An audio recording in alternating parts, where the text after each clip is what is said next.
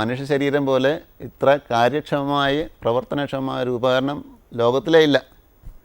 അപ്പോൾ ആന നമ്മളെക്കാളും വളരെ വലിയ മൃഗമാണ്, പക്ഷേ ആനയെ മനുഷ്യൻ നയിക്കുന്നു.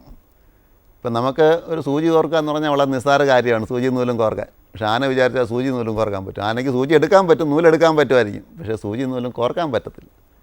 കാരണം നമ്മുടെ കൈവിരലുകൾക്ക് ഉള്ള കഴിവ് ലോകത്തിൽ മറ്റൊരു മൃഗത്തിൻ്റെ കൈവിരൽ, കുരങ്ങൻ്റെ കൈവിരലുകൾക്ക് മറ്റൊന്നും തന്നെ ഇല്ല.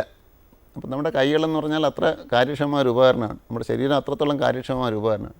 മനുഷ്യ ശരീരമാണ് പ്രപഞ്ച സൃഷ്ടിയിൽ, ലോക സൃഷ്ടിയിലെ ഏറ്റവും കാര്യക്ഷമമായ ഒരു ഉപകരണം. അപ്പോൾ ആ കാര്യക്ഷമമായ ഉപകരണവും എന്തിനോട് യോജിക്കണം? വിശാലമായ ബുദ്ധിയോട് യോജിക്കണം. ഇന്നത്തെ നമ്മുടെ എല്ലാ പ്രശ്നങ്ങളുടെയും പ്രശ്നം എന്താണ്? നമുക്ക് കാര്യക്ഷമമായ ഉപകരണമുണ്ട്, പക്ഷേ നമ്മുടെ ഒരു കുരുട്ട് ബുദ്ധിയോട് കൂടെയാണ് അത് യോജിച്ചിരിക്കുന്നത്. വ്യക്തിബോധത്തിൽ മാത്രമാണ് അത്, അഹങ്കാരത്തിനോടാണ് അത് യോജിച്ചിരിക്കുന്നത്.